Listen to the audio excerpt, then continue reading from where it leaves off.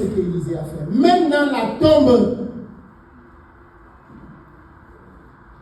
Élisée continue à faire des miracles. Vous le saviez? Hein? Même dans la tombe. Donc, tu peux me tuer. Tu peux m'éliminer. Mais même mon cadavre va prophétiser. Je dis, même le cadavre de Élisée continue à faire des prodiges. Incroyable. Élisée, qui a reçu le double de l'esprit du prophète Élie, et qui est devenu par la même occasion l'héritier des prophètes, continue l'œuvre. Et le voilà qui entre dans la maison de cette dame. Il n'entre pas par hasard. Hein? Le prophète n'entre pas dans les maisons par hasard. Il ne va pas chez les riches. Vous comprenez? Il ne va pas chez les riches. Il n'entre pas dans telle maison parce que là-bas, là, on va lui signer les chèques, ou bien on va lui donner les bons du carburant. Non. Non. Il entre dans une maison spécifique parce qu'il a un message à transmettre dans cette maison. N'allez pas dire que le prêtre là entre seulement là-bas. Pourquoi il est allé dans la maison là? Il n'est pas venu chez moi, pourquoi? Quand il aura un message pour toi, il viendra. Il parle des prêtres sérieux. Hein? Bon, tous les prêtres sont sérieux. Il ne faut pas que ceux qui m'écoutent à la radio là pourraient dire celui-là il raconte quoi. Tous les prêtres sont sérieux. Je préfère partir sur ce que celui-là. D'accord? Donc, quand un prêtre entre dans cette maison, n'allez pas dire pourquoi il est entré là-bas et pourquoi pas chez moi. Quand il aura un message à te délivrer, il viendra. Le prophète Élisée est allé là, dans cette maison-là, parce qu'en réalité, il avait une mission à accomplir.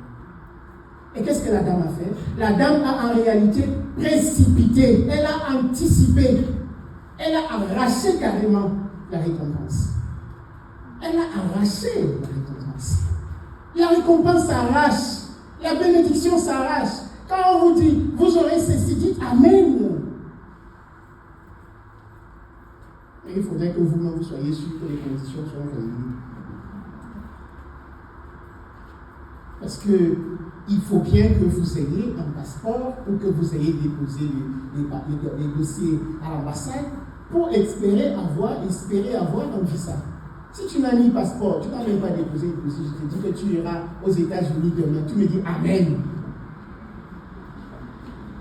Et demain, quand tu vas aux États-Unis, tu me dis, il m'avait trompé. Comment ça? Je t'avais trompé, moi. Élisée entre dans cette maison. Il est reçu en sa qualité de prophète. Et puisque l'Esprit du Seigneur habite la maison, l'Esprit du Seigneur habite la maison, la dame découvre que le monsieur qui entre chez nous là, il n'est pas un ordinaire.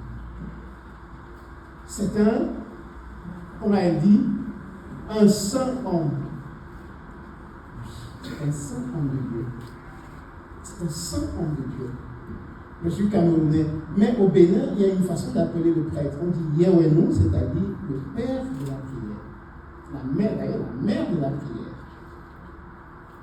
La mère, c'est ça. Quand j'ai découvert cette parole-là, du moins, je l'ai toujours dans la bouche.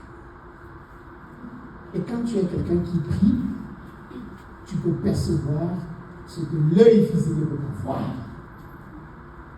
Parce que c'est une sorte de connexion. La dame reçoit cette vision-là. Ah, ce monsieur-là n'est pas ordinaire. C'est un saint homme. Il est venu pour une mission. Eh bien, donnons-lui la possibilité à son mari, donnons-lui la possibilité d'accomplir sa mission. Commodité, tout ce dont il a besoin pour se reposer et pour bien faire la mission. Et comme aucun bien ne se perd, aucune perception de la réalité divine ne se termine sans miracle, eh bien le prophète Élisée dit, qu'est-ce qu'on peut faire? Et la prophétie s'accomplit. La prochaine fois que je reviens ici, tu auras quoi en main? Qu'est-ce que tu auras en main? La seule chose que je vous demande, c'est d'être capable d'écouter les mouvements de l'esprit, les voix de l'esprit. D'accord? C'est très important.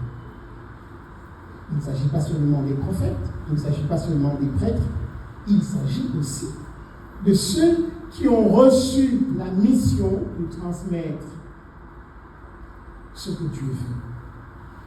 Les bergers, les laïcs, tous, d'autant que nous sommes. Mais il faut deux choses. La fidélité à la mission reçue et l'écoute de l'esprit. La fidélité à la mission reçue et l'écoute de l'esprit. Écoutons ce que Dieu met sur nos chemins. Ouvrons nos cœurs pour recevoir d'abord le message et le fruit du message sera notre partage.